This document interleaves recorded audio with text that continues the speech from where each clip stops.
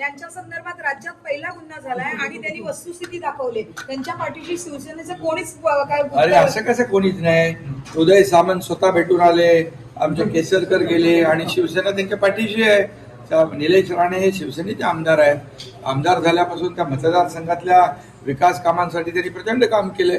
त्यामुळे जी काय वस्तुस्थिती काय आता घडलेली आहे, मी आज जाणार आहे त्यांच्याकडे. मी त्यांच्याकडून जाणून घेऊन त्याच्यावर मी बोलतो. आपल्याला वाटते की त्यांच्यावर अन्याय झालाय.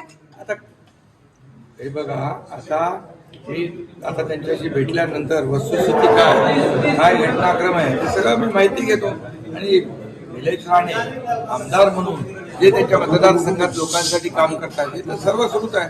आणि विकासासाठी त्यांनी एवढं प्रचंड त्या ठिकाणी काम केलंय की उपमुख्यमंत्री म्हणून मी आणि पक्ष यांच्या पाठीशी.